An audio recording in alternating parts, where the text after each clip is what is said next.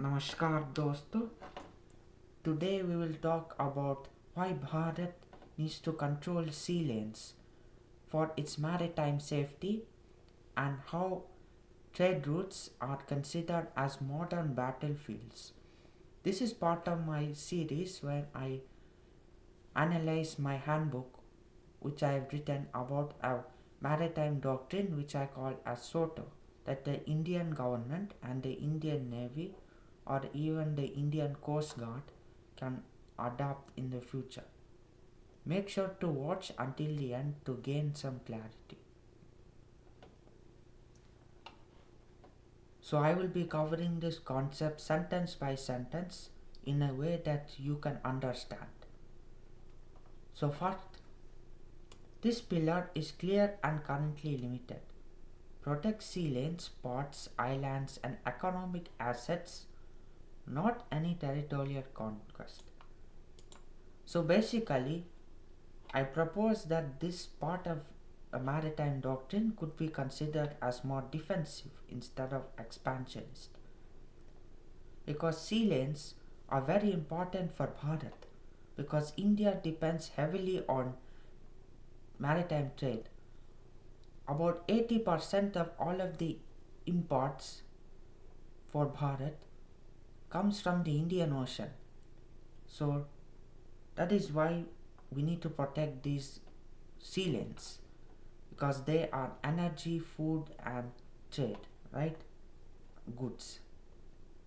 I actually had some notes so that I can better explain to you, but I hope you can understand yourself from my explanation.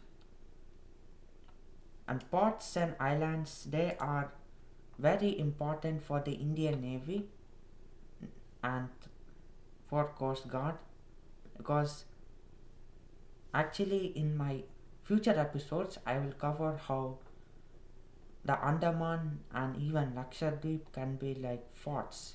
There can be fortresses for that can be used for surveillance and to monitor the Indian Ocean that India can invest heavily into.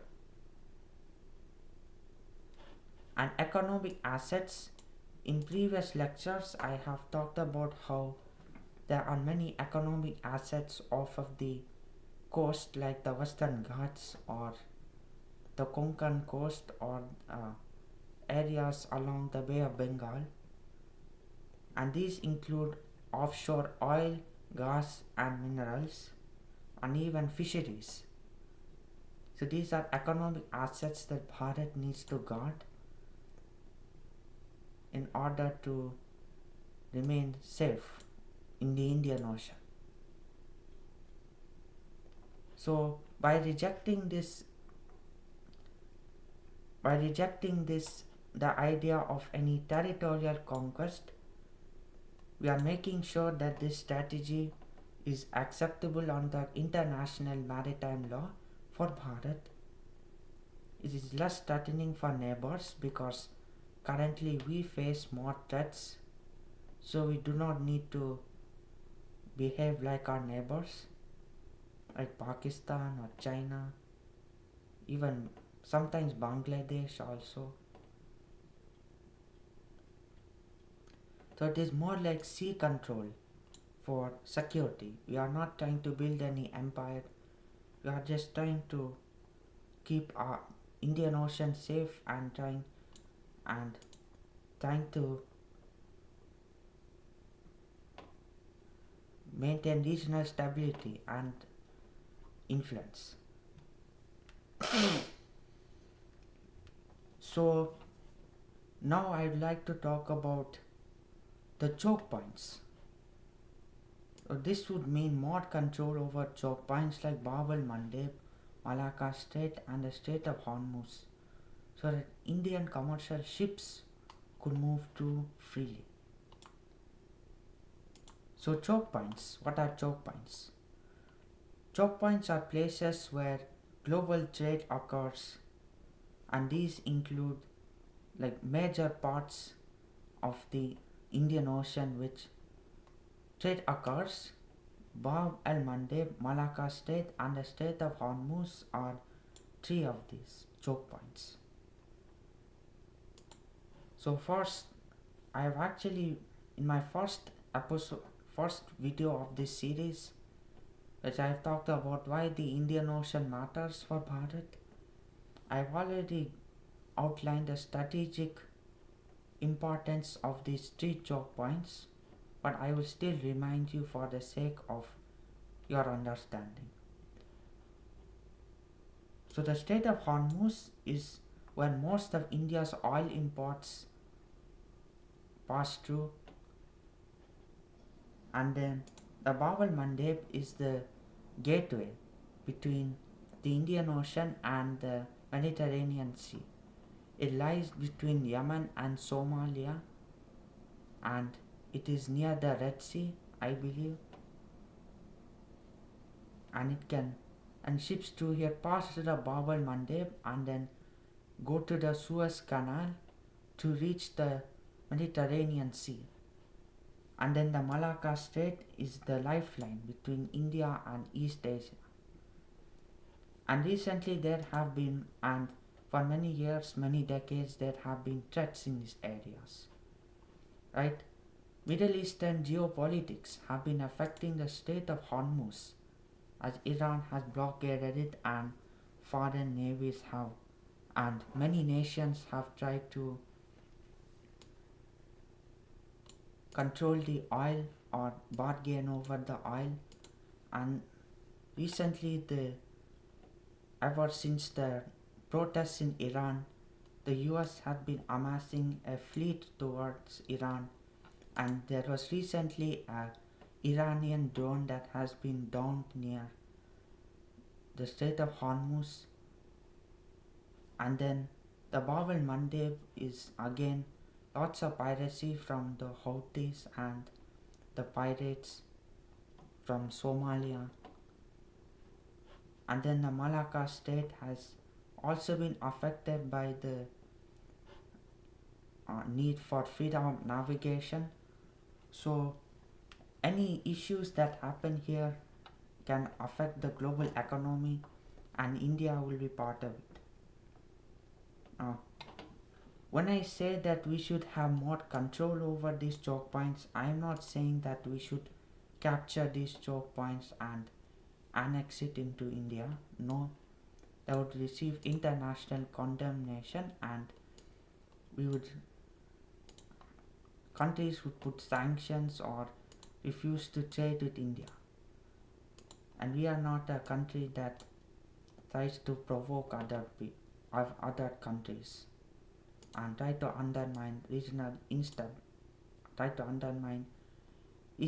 stability. So when I say we should have more control, I'm saying we should have a larger naval presence. We should make partnerships with other countries, and we should try to advocate for agreements that give us more access to ports and logistics of other countries. And once again, we should do surveillance, more operations against piracy, or just any actions against anything that would undermine regional stability. And I actually discussed this in my video about surveillance force defense, about having a more stronger naval presence. And this is also very geopolitically important because India has actually called to be a net security provider. So this could be a very important part of that would help it prove that it can be a net security provider. Now, this should also mean the protection of ports such as Mumbai, Kochi, Kandla, Visakhapatnam, Sri Vijayapuram, formerly known as Port Blair, and etc. And even ports of allied countries. Now, what is the strategic importance of are ports for Bharat. Ports such as Mumbai or Kandla, they are on the Konkan coast, right? They are in the Konkan area, the Western Ghats. So they are where Western trade, we receive Western trade to the Arabian Sea, and they hold huge amounts of energy also. And Kochi is near the Malabar coast, and it is a naval hub in the Arabian Sea for us. Visakhapatnam is where our Eastern Naval Command is currently located, and Port Blair Sri Vijayapuram is a forward base near Malacca Strait. So all of these ports have huge impacts on our economy and our strategic presence in the Indian Ocean. So by protecting ports of allied countries, we can act as a country that is committed to regional maritime stability, and it can also mean security cooperation with countries like Sri Lanka, Mauritius, Oman, Indonesia, etc. And can expand our influence by guaranteeing the security of other countries instead of trying to capture them.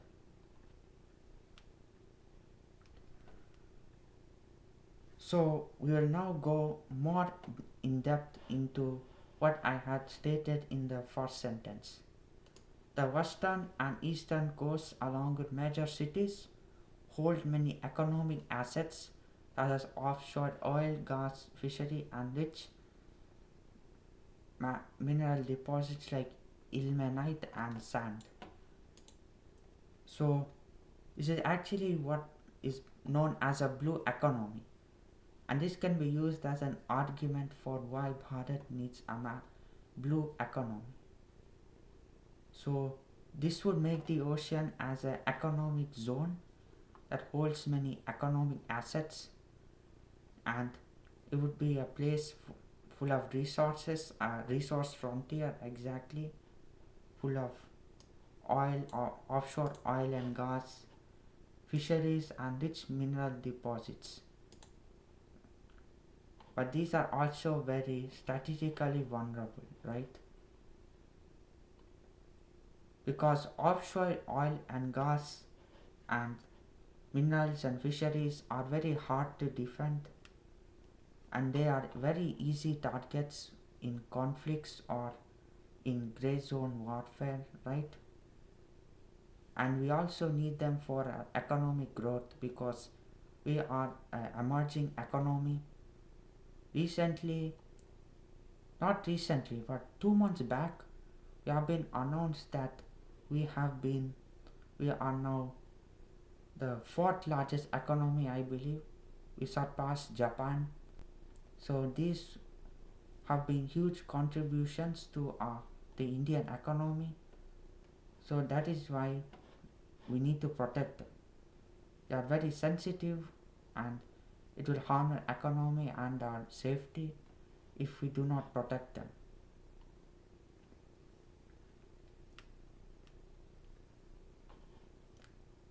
Now once again I reiterate, these all need to be protected since many threats and many nations seek India's resources for their own dominance.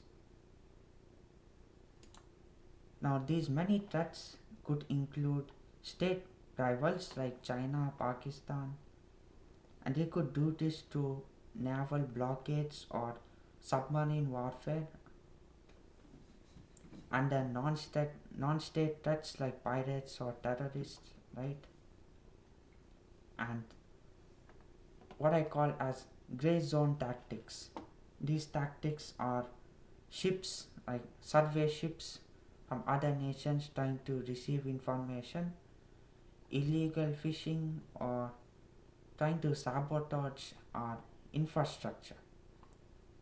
And I believe that China has already been doing this, as they have sent survey ships to countries nearby India, and they have also done many activities in the Coco Islands, which is also near the Andaman and Nicobar.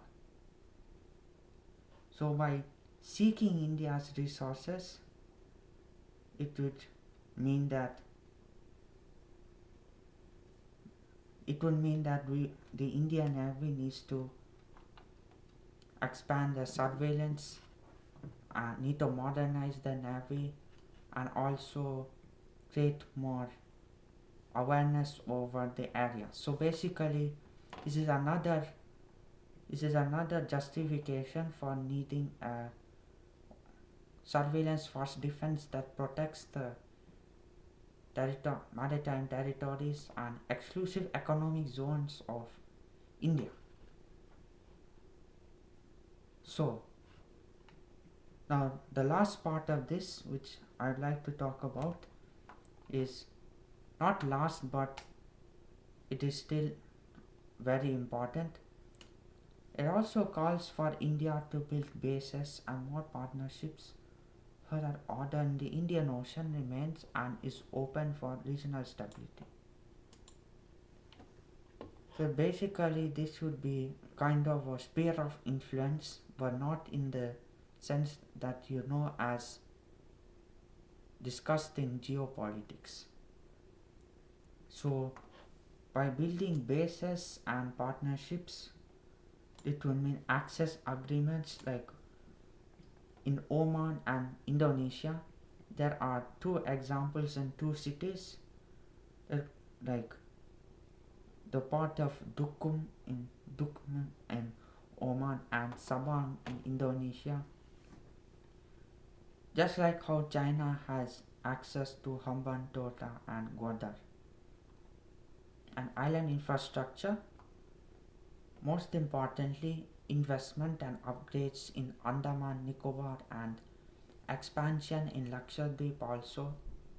Lakshadweep is the Maldives and is a very important part of India in the Arabian Sea, which has huge strategic importance. And once again, joint patrol zones against piracy or just to monitor any actions in India's waters or its allies.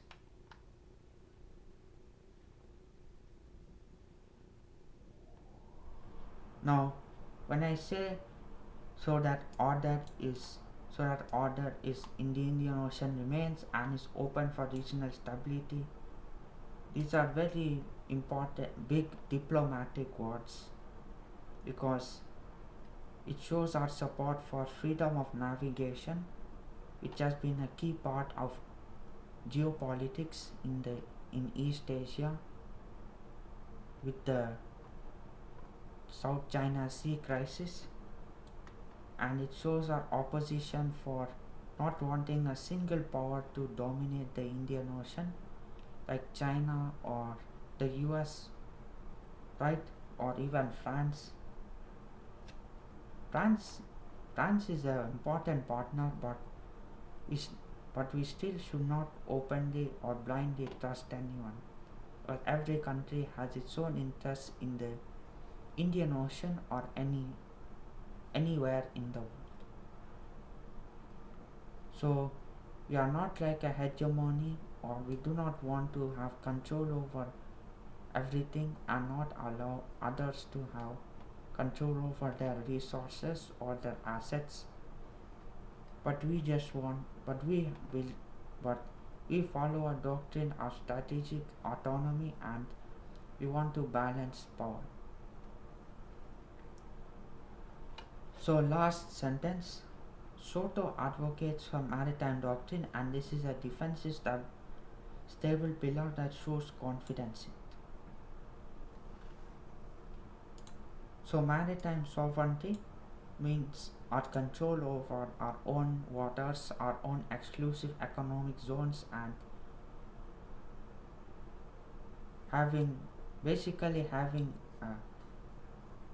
being able to do business in our own waters without any nation disturbing us. and calling this a defensive and stable pillar of a maritime doctrine could help reduce fear among other neighbors that we are trying to harm any regional stability.